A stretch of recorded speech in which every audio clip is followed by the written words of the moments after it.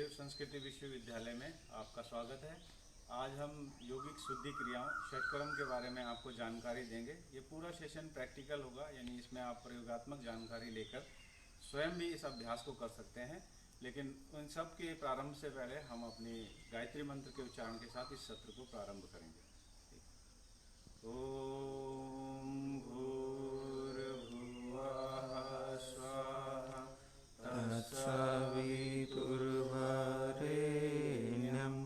भर्गो देवस्य धीमहि धियो यो नः प्रचोदयात्।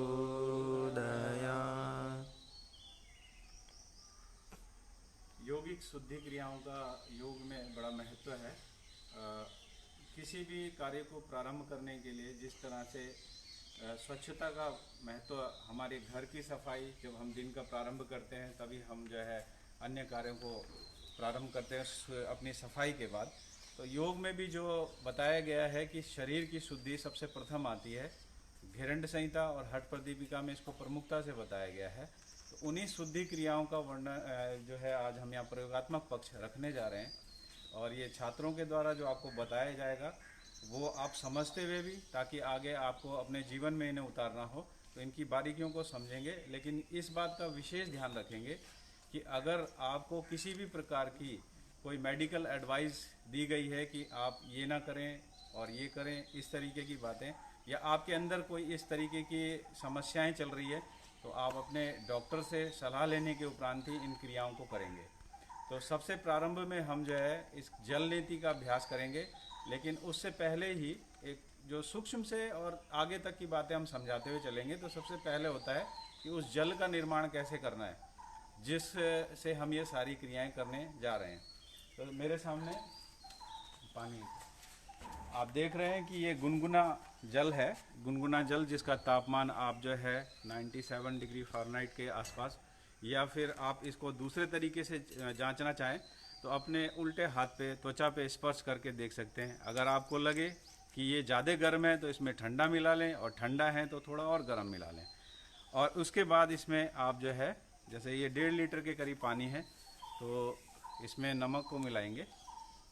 और ये पानी जो है आपकी सभी क्रियाओं के लिए उपयुक्त है, चाहे वो जल नीति है, शीतक्रम है, वमन है। और मिलाने के बाद इस तरीके से इसको डाइल्यूट कर लें। ये बहुत ही महत्वपूर्ण है, क्योंकि जल से ही आपको ये आगे की होने वाली जो क्रियाएं हैं उनको करना है। और फिर से एक बार तापमान और स्वाद देख लें। हाथ पे आप जो है इस तरीके से डाल के देखें कि जल का तापमान अधिक लगे तो ठंडा मिला लेंगे, और जल का तापमान कम है तो गर्म मिला लेंगे। दूसरा, हथेली में थोड़ा सा जल लेकर आप उसको स्वाद लेकर ये लगाएंगे कि अगर नमक ज़्यादा है तो थोड़ा पानी मिलाकर संतुलित कर लें, और अगर कम है तो उसमें जो है थोड़ा सा नमक और मिला लेंगे। जब आपको लगे कि जल तैयार हो गया है तो फिर हम जो है नेति पॉट, हम सबसे पहली क्रिया जल नेति कर रहे हैं। तो जल नेति में जो है आपको आवश्यकता होती है नेति पॉट की।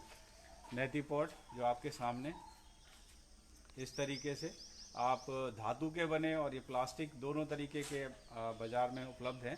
आप कोई सा भी अपनी सुविधा के अनुसार ले सकते हैं। तो पानी की जो है इसमें लेने के बाद वही जल जो आपने अभी बनाया है उसको लेने के बाद आप इस तरीके से हल्का सा पैरों के बीच अंतर देकर खड़े होंगे, और आपका जो हाथ प्रयोग में नहीं आ रहा है उसको कमर पे रखकर दूसरे हाथ में इस तरीके से, जैसा कि बताया यहाँ दिखाई दे रहा है कि इस तरीके से आप अगर पॉट को अपने बीच में फिक्स करेंगे हाथ में, तो उसके गिरने की संभावना या अव्यवस्थित होने की संभावना बिल्कुल कम हो जाती है। फिर उसके बाद धीरे धीरे जो उसकी आपको नोक दिखाई दे रही है, टोटी को नासिका पे लेके जाएंगे, और सबसे पहले नासिका में उसे अंदर प्रवेश कराकर धीरे से सही सेट कर लेंगे, और आगे की तरफ हल्का सा झुकते हुए सिर को घुमाएंगे उस तरफ जहाँ से आपने जल की वो टोटी फिट की है। जैसे कि इसमें दिख रहा है कि बाईं तरफ सिर को घुमाकर जैसे ही आप थोड़ा सा नेति पॉट को झुकाएंगे तो जल का प्रवाह जो है दूसरी नासिका से बाहर निकलने लगेगा।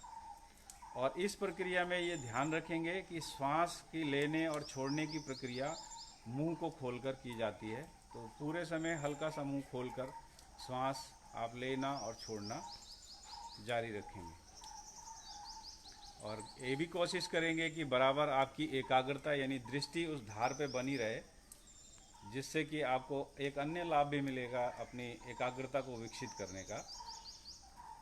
और धीरे धीरे आप देखेंगे कि जल एक नासिका से होते हुए दूसरी नासिका में आकर और उन अशुद्धियों को जो आपकी नासिका में जमा हो जाती है, चाहे वो सूखा कफ है या प्रदूषण के कारण जो दूषित कण जो है आपकी नासिका में जम जाते हैं, वो सब जो है धीरे धीरे बाहर निकलने लगते हैं। एक तरफ से हो जाने के बाद फिर आप नेति पॉट को धीरे से हटाएंगे, क्योंकि थोड़ा सा जल का आभास नासिकाओं में होता है, तो इसलिए पॉट को नीचे रखकर नाक को स्वच्छ कर लेंगे। और इसके लिए आप 2 से 3 बार वातक्रम कपालभाति कर सकते हैं, जिसमें फोर्स के साथ नासिका से श्वास बाहर छोड़ा जाता है। फिर नाक को पोंछकर, कोई आपके पास रुमाल हो तो उससे या फिर हाथों से साफ करने के बाद दूसरी तरफ से करने के लिए, क्योंकि ये अभी आधी हुई है, दूसरी नासिका से करने के लिए फिर से पानी लेंगे, वही पानी जो आपने पूर्व में बनाया है। आप कोशिश करें इन्हीं छात्रों की तरह एक बार में ही जल को बनाकर अपने आसपास रख लें, ताकि बार बार आपको इसके लिए अव्यवस्थित ना होना पड़े। अब जो है हम इस क्रिया को दाहिनी तरफ से करेंगे। दाहिनी तरफ से का मतलब है कि आप दाहिनी नासिका में इसकी टोटी लगाकर आगे की तरफ झुककर सिर को घुमाएंगे दाहिनी तरफ। आप देख रहे हैं कोहनी का जो एंगल है, ये जो एंगल है ये भी महत्वपूर्ण है। इसको थोड़ा सा शरीर से दूर रखें, जिससे कि ये आपका एक ऐसे एंगल में आए और जल आपका होते हुए सीधा नीचे गिरे। और श्वास लेने और छोड़ने की आपकी प्रक्रिया मुंह के द्वारा ही हो, और बराबर आप उस पर एकाग्रता बनाए रखें। धीरे धीरे, किसी भी प्रकार की जल्दबाजी ना हो, ये क्रिया संपन्न करते जाएंगे।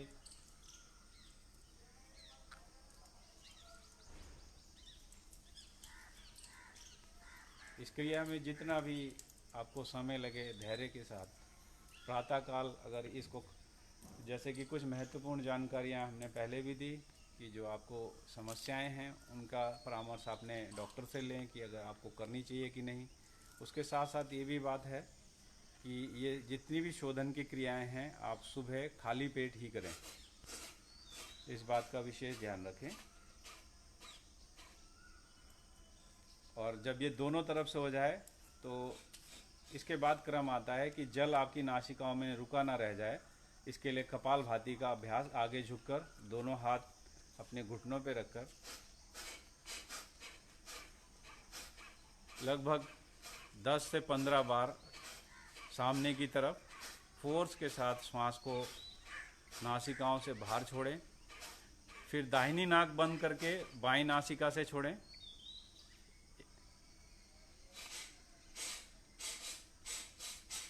ऐसा ही दूसरी नासिका से भी करें।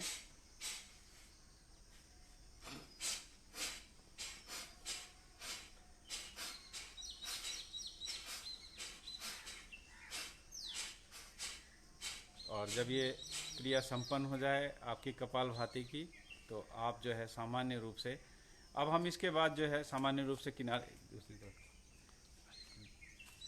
अगली क्रिया के लिए हम आपको ले जाते हैं, जो इसी से जुड़ी हुई है और जिसका शास्त्रों में वर्णन है। जल नेति आपको प्राय घट प्रदीपिका और घृण संहिता में नहीं वर्णित मिलेगी, लेकिन जो अगली क्रिया हम बताने जा रहे हैं सूत्र नेति, उसका वर्णन उसमें मिलता है और ये बहुत ही महत्वपूर्ण क्रिया है।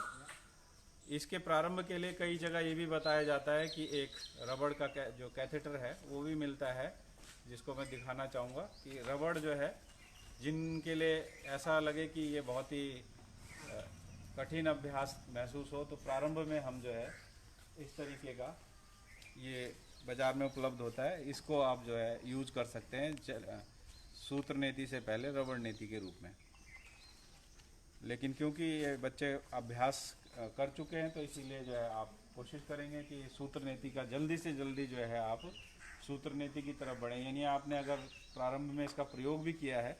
तो आप जो है इस तरीके का सूत्र से गुथा हुआ, ये जो धागों से गुथा हुआ जो इतनी लंबाई लिए हुए आप देख रहे हैं, इसका प्रयोग करेंगे।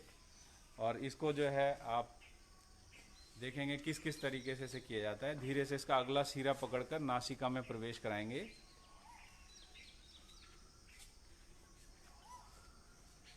मुंह खोलने बंद करने से आप अपने आप को व्यवस्थित करेंगे कि नासिका छिद्र से होते हुए ये आपके जो है ओरोफेरिंक्स पीछे की तरफ, और 2 उंगली आप बनाएंगे जिससे इसे पकड़कर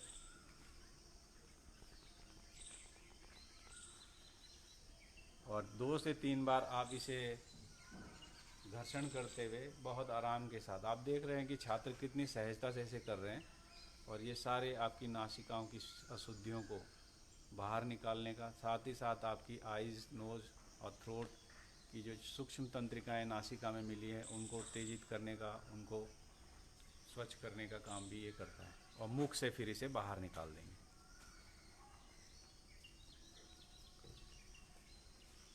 इसी प्रकार थोड़ा सा विराम लेकर फिर इसी क्रिया को दूसरी तरफ से करना है, क्योंकि अभी आधी हुई है।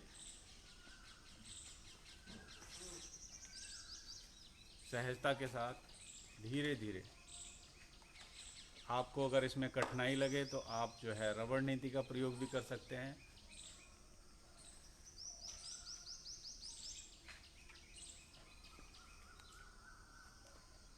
और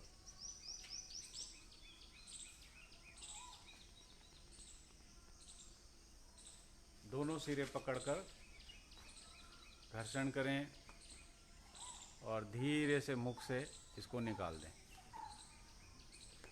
यहाँ पे एक प्रश्न सबके दिमाग में ज़रूर आ रहा होगा कि इसको अंदर, जब ये हम नासिका से जाती है तो इसे पकड़ना कैसे है। तो इसको पकड़ने के लिए हमारे छात्र जो बताएंगे कि 2 उंगली इस तरीके से बनाकर फिर मुख में ले जाएं और अंदर जो है इस तरीके से पकड़कर बाहर निकाल दें। ये ऐसे सामने जो आपको दिखा रहे हैं कि ये ऐसे ले जाकर अंदर आपको इस तरीके से टच करना है। हाँ, तो ये जो है आपकी रबड़ नीति या सूत्र नीति, हमने यहाँ पे जो है सूत्र नीति प्रदर्शित की है। आप प्रारंभिक अभ्यास रबड़ नीति से कर सकते हैं। तो ये क्रिया होने के बाद जो है अगली क्रिया जो इसमें आती है, जो महत्वपूर्ण है आपके आमाशय और आहार नाल की शुद्धि के लिए, कफ दोष के निवारण के लिए, इसको वमन कुंजल क्रिया नाम से जाना जाता है।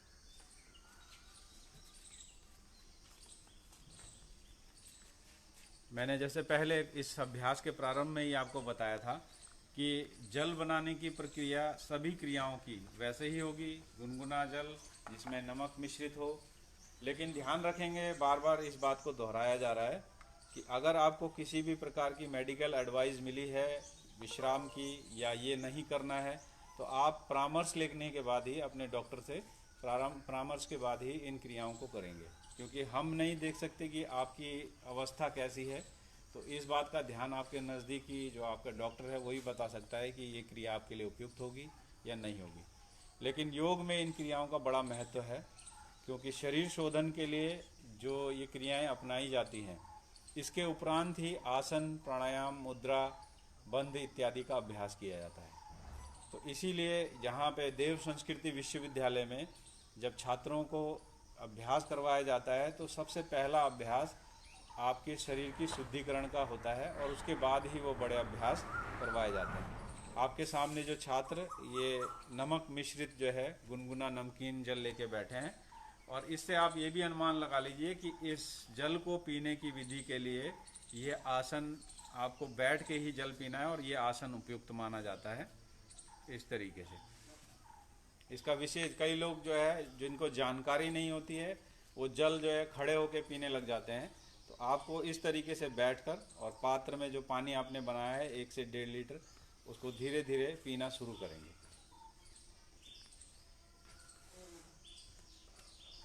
ध्यान रखेंगे इस बात का कि जल पीते समय आप किसी भी प्रकार की जल्दबाजी, हड़बड़ाहट न करें, और ऐसा भी ना करें कि आप जो है चाय की तरह घूंट घूंट और फिर विश्राम करके जो है जल को पिए। लगातार पीना है, श्वास भी धीरे धीरे आप नासिका से लेते रहेंगे, छोड़ते रहेंगे, और बैठ कर ही पूरा जल पीना है।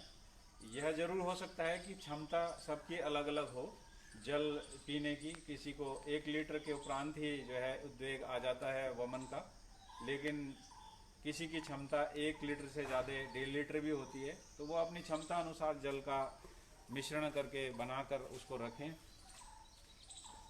और धीरे धीरे जल पीते जाएं।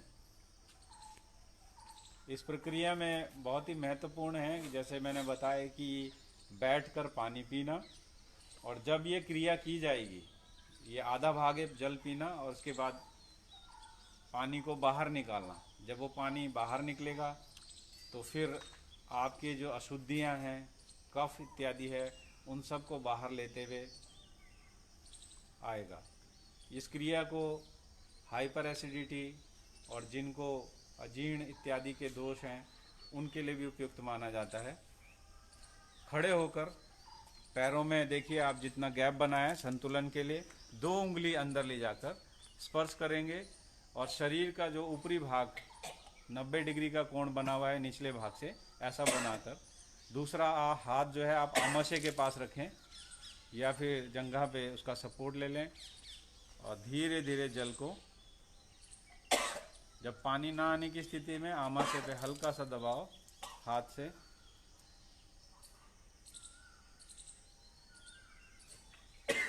ये जल धीरे धीरे बाहर आ रहा है।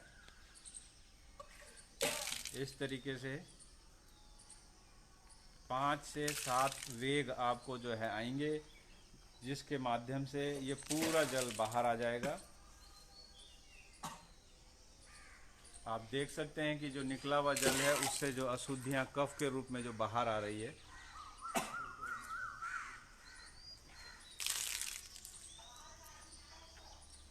आयुर्वेद में भी जो कफ उत्पत्ति का स्थान जो है आमाशय और संग्रह कंठ पे बताया गया है, तो दोनों ही भाग की शुद्धि इससे हो जाती है और ये बहुत ही उपयुक्त होता है उन रोगों के लिए जो कफ से उत्पन्न होते हैं।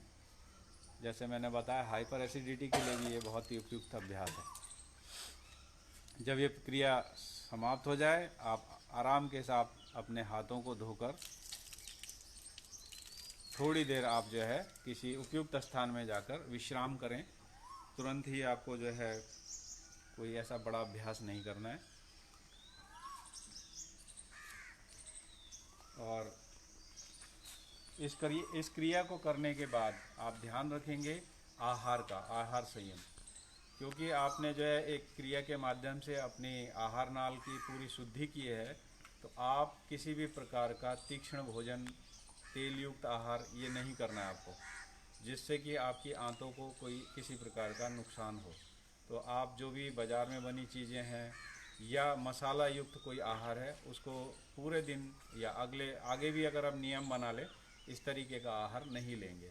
लेकिन कम से कम 2 दिन तक इस चीज़ का, या उस दिन तक जिस दिन आपने इस क्रिया को किया है, ज़रूर इस बात का ध्यान रखें कि कोई भी तेज़ मसाले युक्त आहार, तीक्ष्ण आहार या फिर जो है कोई भी ऐसी चीज़ ना लें जिससे आपकी आंतों को नुकसान पहुंचे। इसके बाद जो है महत्वपूर्ण चीज़ आती है जिसका वर्णन हमारे ग्रंथों में है, वस्त्र धोती। वस्त्र धोती के लिए भी जो है मैं यही कहूँगा कि ये अभ्यास सिर्फ इसलिए बताए जा रहे हैं कि आप अपनी जानकारियों को और बढ़ा सकें। जो भी आपको ऐसा लगता है कि ये क्रिया हमारे से संभव नहीं है, तो आप उसका अभ्यास जो है किसी भी प्रकार से स्वयं घर में बिना किसी देख रेख के ना करें, किसी से जानकारी ले लें। और अगर संभव हो सके तो आपके आसपास कोई यहाँ देव संस्कृति विश्वविद्यालय से प्रशिक्षित छात्र या छात्रा है, तो आप उससे भी परामर्श लेकर इस क्रिया की जानकारी ले सकते हैं। तो वस्त्र धोती में क्योंकि लगभग 22 फीट लंबा जो कपड़ा धीरे धीरे जो है मुख के मार्ग से जो है अंदर लिया जाता है और फिर पूरा अंदर जाने के बाद धीरे धीरे उसको जो है मुख से ही बाहर निकाल दिया जाता है। आपके सामने जो है दोनों छात्र तैयार हैं इस क्रिया को करने के लिए। आप देख रहे हैं कि एक छोटे से पात्र में धोती को जो है, वस्त्र धोती को भिगा के रखा गया है, पानी में भिगा के इसको रखेंगे। और साथ ही साथ ये भी आवश्यक है कि आपको लगे तो एक जल जो है पीने के लिए आप अपने बगल में भी रख सकते हैं गिलास के रूप में।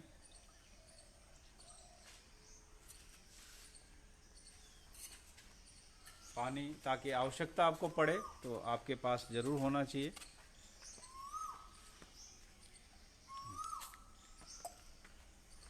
और आप देखेंगे इसका सबसे प्रारंभिक काल जो है, मैं फिर ध्यान दिला रहा हूँ कि इनकी बैठने की स्थिति पे गौर कीजिए। जो बैठने की स्थिति है वो महत्वपूर्ण है। इस तरीके से ही बैठ के आप इस अभ्यास को करेंगे। और आप देख रहे हैं कि जो वस्त्र धोती जो 22 फीट लंबी है, इन्होंने एक रोल करके रखी है। इसका उद्देश्य ये है कि करने के दौरान ये आपस में उलझकर आपका समय बर्बाद ना करे, साथ ही साथ कोई और दुर्घटना ऐसी ना हो कि जिससे आप जो है आधे में क्रिया को बंद करने पे मजबूर हो। तो ये इस तरीके से बैठकर और फिर धीरे से जो इसका अगला सिरा है अपनी जीह्वा के मूल भाग में रखेंगे इस तरीके से, और धीरे धीरे इसको जो है लगभग 2 बार थोड़ा सा चबाते हुए, हल्का सा जैसे आप रोटी को चबाते हैं उस तरीके का आपकी मुंह की क्रिया करनी है। धोती को चबाना नहीं है पर मुंह का संचालन ऐसे करना है जैसे आप किसी जो है खाने की वस्तु को जो है चबा रहे हैं, जिससे आपके इस धोती में जो है स्लाइवा जो है आपका थोड़ा सा मिक्स हो और अंदर की तरफ जब ये जाए तो आसानी के साथ जो है चले जाए। आप देखेंगे कि ये छात्र जो है जब इस क्रिया को कर रहे हैं तो मुंह का संचालन करने के साथ साथ ग्रीवा में जो है, गले में भी जो है एक प्रकार का संकुचन करते हुए फिर इसको अंदर ले जा रहे हैं।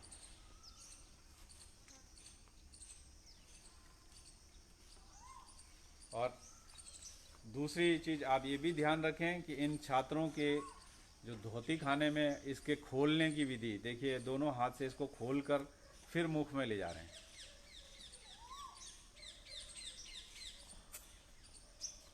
योग के स्वरूप का जहाँ प्रदर्शन के रूप में इसे प्रदर्शित किया जा रहा है, वहाँ बहुत सारी अशुद्धियाँ भी इसमें आती चली गई हैं। कई जगह देखा गया है कि इस धोती को गोला बिल्कुल बिना खोले ही ग्रसित किया जाता है, जो कि शास्त्रोक्त सही नहीं है। इस तरीके से खोल के आप खाएं तो इसका जो है पूरा लाभ आपको मिलेगा। आप देख रहे हैं धीरे बिल्कुल सहजता से, और ये एक दिन में होने वाला अभ्यास नहीं है। इसके लिए आप धीरे धीरे ही प्रयास करेंगे। हो सकता है प्रारंभ में ये आपके अंदर 1 फीट जाए, फिर धीरे धीरे आगे बढ़ाएंगे। आप देख रहे हैं कि ये पूरी धोती जो है इस तरीके से आप खड़े होकर फिर इसको निकालना, आप सामने दिखाएं मुंह खोलकर, जिससे आपको ऐसा ना लगे कि मुंह में कोई गुच्छा बना हुआ है। मुख बिल्कुल आप देख रहे हैं कि पूरी धोती जो है अंदर चली गई है। हाँ, और फिर खड़े होकर दूसरी तरफ भी ये भी इन्होंने भी खाली मुंह खोल के दिखाई है। हाँ, और धीरे धीरे फिर आप आगे इस एंगल में पैरों को खोलते हुए खड़े हों, धीरे धीरे आगे निकालना शुरू करेंगे। इस निकालते समय भी सावधानी बरतेंगे कि आप जो है किसी प्रकार के बल का प्रयोग ना करें। आप इसकी लंबाई का अनुमान लगा सकते हैं जब ये बाहर निकल रही है। ये जो है हमारी वस्त्र धोती, और इस क्रिया के उपरांत होने के बाद भी आप धोती को स्वच्छता का ध्यान रखते हुए इसको धोकर धूप में सुखा लें, ताकि आगे प्रयोग के लिए ये बिल्कुल स्वच्छ रहे। और साथ ही साथ ध्यान रखेंगे जो वमन से संबंधित मैंने आपको बताया कि किसी भी प्रकार के ऐसे तीक्ष्ण मसाले युक्त आहार, तेल युक्त आहार का सेवन उस दिन ना करें जिस समय आप जो है इन क्रियाओं को, जिस दिन आप इन क्रियाओं को करें। कौन सी? वमन, वस्त्र धोती इत्यादि। और दूसरा एक महत्वपूर्ण प्रश्न जो है हमारे दर्शकों के बीच में आ रहा होगा कि इसे कब, कितने अंतराल में करना चाहिए। तो प्रातःकाल जैसे मैंने बताया कि खाली पेट इसे करना चाहिए, और इसके बीच का अंतराल 7 से 10 दिन का होना चाहिए। यानी आप 7 से 10 दिन के बाद प्रातःकाल इसे कर सकते हैं। प्रतिदिन इन अभ्यासों को ना करें। अगर किसी भी प्रकार की कोई समस्या है, किसी रोग ने आपको से आप ग्रसित हैं, तो आप योग चिकित्सक या कोई आपका जो भी परामर्श करता हो, जो योग का जानकार हो, उससे परामर्श लेकर आप दिनों के अंतराल में परिवर्तन कर सकते हैं। अगर वो आपको परामर्श दे कि इस क्रिया को आपको 3 दिन के अंतराल या 4 दिन के या 5 दिन या 10 दिन के अंतराल में करना है, तो आप ज़रूर उस परामर्श को मानकर और उसी की देखरेख में करें। ये दोनों ही क्रियाएं मैं फिर से कहूँगा कि किसी ऐसे अनुभवी व्यक्ति के संरक्षण में प्रारंभ करें जो इस विषय का जानकार हो, और जानकार ऐसा हो जो विषय से केवल पुस्तकों से ना जुड़ा हो, जिसने अपने जीवन में भी उसको करके देखा हो। क्योंकि जैसे ही योग प्रसारित हो रहा है तो जानकार तो बहुत हो गए हैं, लेकिन उनके अनुभव में, उनके अभ्यासों में ये सब नहीं है। तो कृपया ये षटक्रम को लेकर आप इस चीज़ को गंभीरता से समझेंगे कि जिन्होंने, या तो आप उनसे पहले कह दें कि आप थोड़ा एक बार मुझे करके ये दिखा दें, तो आपको विश्वास भी हो जाएगा और आपको ये भी लगेगा कि ये मेरा उपयुक्त मार्गदर्शक हो सकता है। जहाँ तक षट क्रियाओं का संबंध है, ये बड़ी गुप्त विद्याएं मानी जाती हैं, और आप देख रहे हो, जानते होंगे कि पाश्चात्य में जो है योग आसन से प्रारंभ होकर प्राणायाम पे ख़त्म हो जाता है, और प्राणायाम भी बहुत सूक्ष्म स्तर पे, केवल आसन को ही योग माना जाता है। लेकिन हमारे यहाँ जो देव संस्कृति विश्वविद्यालय में योग की जो हमारी पुरानी प्राचीन पद्धतियाँ हैं जो शास्त्रों में बताई गई है, उनको सूक्ष्मता से समझाकर वहीं से प्रारंभ करके उनको एक एक आयाम को उन अनुभवी शिक्षकों के द्वारा पढ़ाया जाता है, ताकि वो बाहर जाके समाज में जाके एक अच्छे ज्ञान को जो है प्रसारित कर सकें। आप किसी भी ऐसे विश्वविद्यालय के, देव संस्कृति विश्वविद्यालय के छात्र से भी परामर्श लेकर इन क्रियाओं को समझ सकते हैं। अगली जो क्रिया है वो अगली क्रिया महत्वपूर्ण है, जिसका नाम है नौली। इस क्रिया को भी दोनों ग्रंथों में वर्णित किया गया है, और नौली क्रिया के ये इसको आप ऊपर से निकाल दीजिए पूरा। नौली क्रिया के माध्यम से आप ये समझेंगे कि नौली क्रिया करने के समय जब आप उदर की मांसपेशियों, एब्डोमिनल मसल्स का मूवमेंट देख के अनुमान लगाइएगा कि कौन कौन से अंग जो है हमारे इन प्रदेशों में जो हमारे होते हैं, तो आपको ये भी समझ में आ जाएगा कि ये क्रिया उन अंगों के लिए, उन आंतरिक अंगों के लिए कितनी लाभदायक है। तो सबसे पहले मैं जो बताना चाहूँगा कि इस क्रिया को करने के लिए आवश्यक है कि आपका अभ्यास बहिर्कुंभक का हो, यानी श्वास को बाहर रोकने का अभ्यास हो। अगर बाहर श्वास को रोकने का अभ्यास आपका नहीं है तो फिर आप इस क्रिया को करने में असक्षमता महसूस करेंगे। तो पहला बहिर्कुंभक का अभ्यास, और दूसरा आप देखेंगे उद्यान बंद। आप देखें यहाँ पे उद्यान बंद का अभ्यास कैसे होता है। श्वास बाहर छोड़कर ये एक गड्ढा जैसा पेट में आपने बना लिया, यहाँ बाहर सांस बाहर भी रुकी हुई है और ये पेट भी अंदर है। रिलीज करें। ये अभ्यास आप कुछ दिनों तक करें, जब आप इसमें निष्णात हो जाएं, निपुण हो जाएं।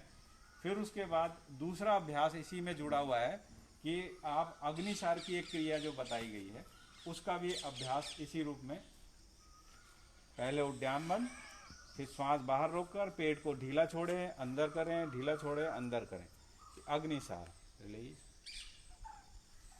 आप देख रहे होंगे कि इस क्रिया को करने के लिए हम तीनों जो खड़े होकर जो अभ्यास बताए थे, पैरों अपना संतुलन बनाए रखने के लिए पैरों का गैप बहुत ज़रूरी है, जिससे कि आप असंतुलित होकर आगे न गिरे। तो ये जब दोनों अभ्यास आप इनमें आप महसूस करें कि आपने निपुणता हासिल कर ली है और आप अच्छे ढंग से श्वास को बाहर लंबे समय तक रोक पा रहे हैं, फिर उसके बाद जो है तीसरा अभ्यास आता है मध्यम नौली का, जिसको मध्यम नौली के नाम से शास्त्र में जाना जाता है। सांस बाहर निकालेंगे, उद्यान बंद लगाएंगे और धीरे से दबाव अपना देते हुए हथेलियों का ये मांस का पिंड जो आपको बीच में दिखाई दे रहा है, इसको मध्यम नौली कहते हैं। बीच में उभर के जो आई है ये मध्यम नौली कही जाती है। धीरे से सांस लेते हुए वापस आ जाएंगे और इसी में थोड़ा सा विश्राम करने के बाद अगला क्रम है, फिर साइड में नौली को ले जाएंगे। मध्यम अभ्यास हमने कर लिया, बाईं तरफ लेफ्ट साइड,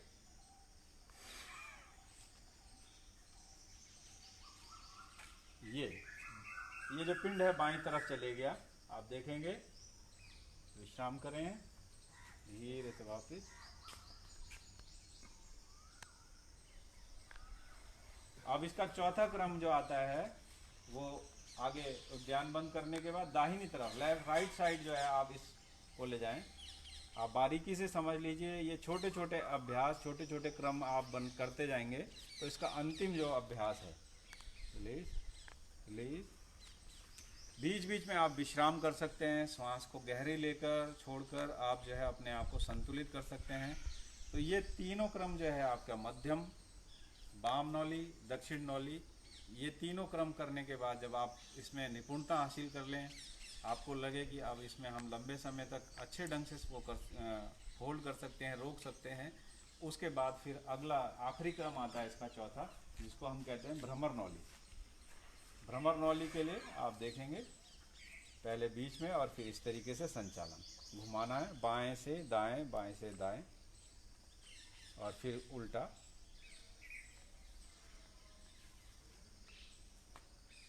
वापस थोड़ी देर करें, इसको फिर से दोबारा से करेंगे उठने के बाद।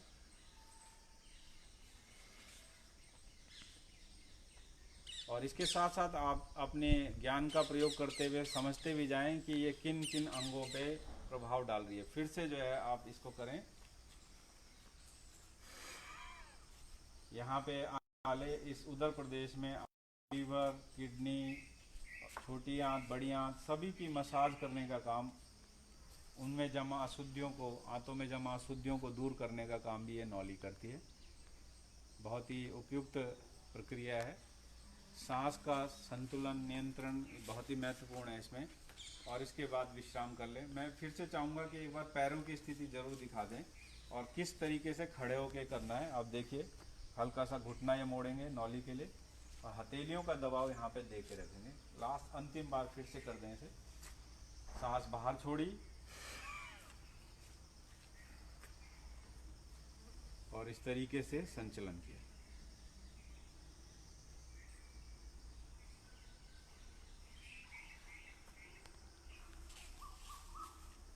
तो ये जो है नौली का अभ्यास, इसके बाद विश्राम की अति आवश्यक है। और ये सारे आपके उदर संबंधी दोषों को दूर करने के लिए कहा, इसके जो शास्त्र में जो वर्णन मिलता है कि जठराग्नि को प्रदीप्त करके जो है, क्योंकि माना गया है कि अगर आपकी जठराग्नि, आपकी पाचन शक्ति अगर के उत्पन्न होने की संभावना समाप्त हो जाती है। तो इसी ये जो क्रिया है नौली क्रिया, ना केवल दोषों को दूर करने का काम करती है, साथ ही साथ आपकी जठराग्नि को प्रदीप्त करने के काम भी करती है, जिससे कि आपका पाचन अच्छे से हो और आपके शरीर के दोष भी बाहर निकलें। और इस क्रिया के उपरांत जो अंतिम अभ्यास जो हम, वो हमारा कपालभाति का एक प्रकार कहलाता है। आपने अपने योग के ज्ञान के माध्यम से वातक्रम कपालभाति को समझा होगा, जिसमें कि अभी आपने जलनेति के बाद देखा कि दोनों नासिका से जो है श्वास बाहर छोड़ी जा रही थी। घेरंड संहिता में लेकिन कपालभाति के 3 प्रकार बताए गए हैं। उन 3 में जो है दूसरा जो अंग है वो है शीतक्रम कपालभाति का। उसी का हम यहाँ पे आपको प्रदर्शन करने जा रहे हैं, दिखाने जा रहे हैं, समझिएगा। फिर से पुनः आपको दोहरा देता हूँ कि पानी बनाने की विधि जो है, चाहे वमन में है, जलनेति में है, चाहे शीतक्रम कपालभाति में है, एक ही जैसी होगी। इसके लिए ज़रूरी है कि आप जो है पानी देखें, आप जग में जो है एक निश्चित मात्रा में बनाकर ये छात्र खड़े हैं और गिलास जो है आप इसको जरूर अति आवश्यक है, जिससे कि आप धीरे धीरे पानी लेंगे। सबसे पहला अभ्यास इसमें ये होता है कि जो आजकल बताया जा रहा है और किस तरह से आप इस दोष मुक्त हो सकते हैं। आजकल बताया जा रहा है कि नमकीन जल के, गुनगुने जल के गरारे करना अति आवश्यक है इस कोरोना काल में। तो सबसे पहला इसका अभ्यास वही है कि जो प्रारंभ करें, इसको पहले गरारे कर लें, ऐसे पानी लेकर और थोड़ा सा ये, ताकि आप समझ सकें कि ये पानी गरारे।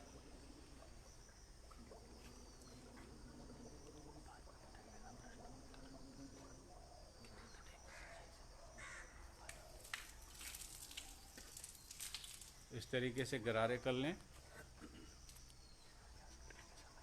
अब आप देखेंगे कि 2 से 3 बार, लेकिन जो प्रारंभ कर रहे हैं इन अभ्यासों को,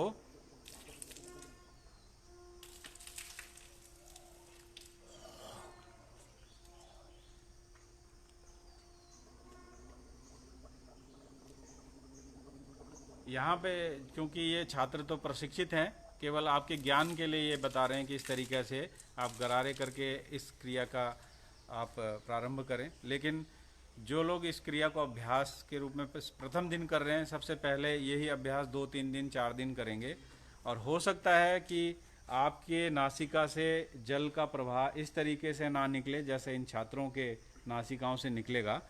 हो सकता है 1 बूंद या 2 बूंद आपकी नासिकाओं से निकले, लेकिन किसी भी क्रिया का प्रारंभ जो है उस अवस्था से ही शुरू होता है कि आप पहले दिन ही पूरी तरह से निपुण नहीं हो सकते, निष्णात नहीं हो सकते। तो प्रतिदिन करने से जो है आप किसी भी अभ्यास को दोहराते दोहराते आप उस क्रिया में वर्धस्त हो सकते हैं, निपुण हो सकते हैं। तो पानी लेने के बाद धीरे धीरे पीना प्रारंभ करेंगे मुख से। एक हाथ नीचे कर लीजिए। हाँ, ये धीरे धीरे पानी इन्होंने लिया, देख रहे हैं आप। इन क्रियाओं को करते जाइएगा और मुंह को बंद कर कर आगे झुककर फिर नासिका से निकालें। नाक को साफ करने के बाद फिर से जल को लें और लगातार इसे 2 से 3 बार आप चेक करते जाएं। इस क्रिया के लाभ भी बिल्कुल वैसे ही मिलते जुलते हैं जैसे कि आपने जल नीति में से जो लाभ लेना चाहते हैं। गले के साथ साथ गले से होता हुआ ये जल जो है नासिकाओं से बाहर निकल रहा है, तो सारी अशुद्धियाँ, सूखा हुआ कफ, धूल के कण सब बाहर निकल जाते हैं।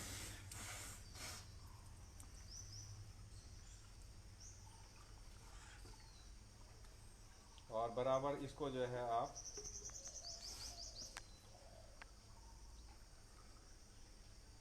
प्रारंभ में भी बताया गया था कि क्रिया के अनुसार ही आप प्रारंभ में ही जल की निश्चित मात्रा बनाकर रखें, बार बार आपको जल बनाना ना पड़े, करते जाएंगे। आप देख रहे हैं कि इनके लंबे अभ्यास के बाद इसमें सहजता किस तरीके से देखी जा रही है कि पानी को लेना, मुख में एकत्र करना और मुंह को बंद करके फिर दोनों नासिकाओं से बाहर निकाल देना।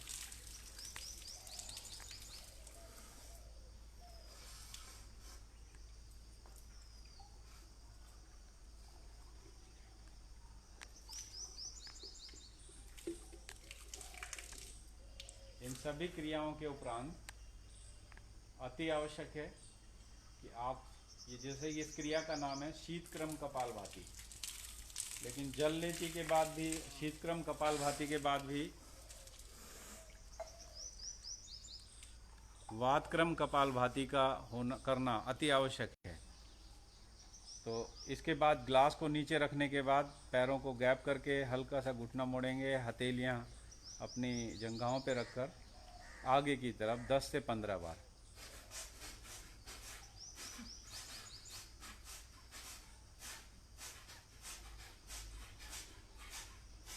लेफ्ट नोस्ट्रिल को बंद करके, बाएं नासिका को बंद करके एक नाक से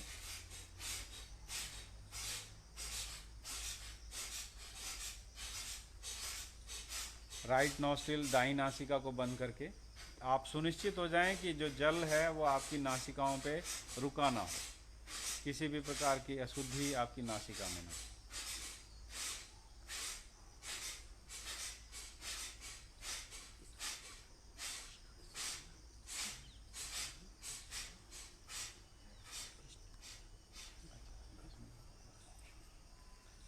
और यहाँ पे ये क्रिया जो है समाप्त हो जाती है।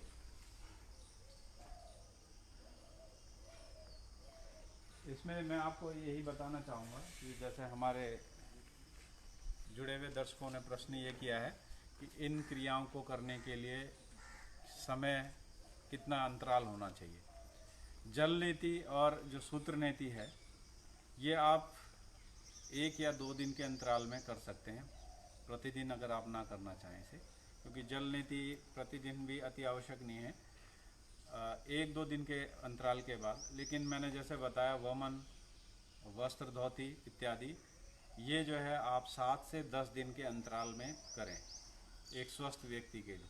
लेकिन अगर किसी योग चिकित्सक के परामर्श से आप किसी अपने रोग की चिकित्सा ले रहे हैं तो इन 60 क्रियाओं में जो भी क्रियाएं बताई गई हैं वो उस योग चिकित्सक के परामर्श से ही आप उन दिनों के अंतराल घटा या बढ़ा सकते हैं। अगर आपका योग चिकित्सक ये कहता है कि आपको ये क्रिया 3 दिन के बाद करनी है, जिससे कि आपके इस रोग में उपयुक्त लाभ आपको मिलेगा। तो आप उस परामर्श के अनुसार चलें। और नहीं तो जो यहाँ पे जो स्वस्थ व्यक्ति या छात्रों को जो करवाया जाता है, 7 दिन के क्रम में जो है इनका अभ्यास रखा जाता है कि 7 दिन का गैप रख के आपको वमन या वस्त्र धोती या दंड धोती या अन्य कोई अभ्यास। लेकिन हमारे देव संस्कृति विश्वविद्यालय में इस तरीके के निर्देश जरूर दिए जाते हैं छात्रों को कि उपयुक्त हो सके तो आप अपने जो भी इनके छात्रावास हैं वहाँ पे नेति और जो सामान्य सी कपालभाति की क्रियाएं हैं वो हो सकती हैं, तो आप उनको वहीं पे संपन्न कर सकते हैं। तो 1 या 2 दिन के अंतराल में आप इन्हें करते रहें। तो ये जो है इसकी समयावधि से जुड़ा हुआ था। सावधानी इसमें जो रखनी है वो सावधानी यही है कि अगर आप किसी भी प्रकार की सर्जरी या ऑपरेशन, कोई भी ऐसी चीज़, कोई भी समस्या से आप जुड़े हैं, जुड़े से मतलब कि आप गुजर रहे हैं, तो आप अपने चिकित्सक से परामर्श लेकर फिर इन क्रियाओं को प्रारंभ करें। आप किसी भी ऐसी उत्तेजना में ना आकर कि जो आपने किसी को देखा कि ये बहुत सहजता से हो रहा है, जैसे छात्रों ने यहाँ प्रदर्शन किया तो आपको लगा ये बहुत ही सहजता से हो गई है। निश्चित रूप से आप भी उसमें निपुण होंगे, लेकिन आपको समय देना होगा। अभ्यास समय मांगता है। अगर आप इसे समय देंगे, प्रतिदिन इनको करेंगे, तो प्रारंभ में होने वाला छोटा अभ्यास धीरे धीरे आगे बढ़ते हुए आप देखेंगे आप भी इन छात्रों की तरह जो है आप निपुण हो जाएंगे। हमारे विश्वविद्यालय में छात्र छात्राओं दोनों को जो है इस योग विद्या का ज्ञान दिया जाता है और दोनों ही इस तरीके से अपने इन क्रियाओं को करने में वरदस्त हासिल है, उनको निपुणता हासिल है। तो पहला में ये कि आप उपयुक्त जो शिक्षक आप जिसका चुनाव करें उसके मार्गदर्शन में करें। दूसरी सावधानी ये है कि आप किसी रोग से ग्रसित हैं तो चिकित्सक का परामर्श लेके करें। और तीसरी बात सावधानी के रूप में जो महत्वपूर्ण है, खाली पेट ही इन अभ्यासों को करना है। इसके साथ ही अगर कोई भी ऐसी समस्या आपको आती है करने के बाद या करते समय, तो आप जो है अपने उस चिकित्सक से ये परामर्श ले सकते हैं कि हम इसको कैसे सुधारें।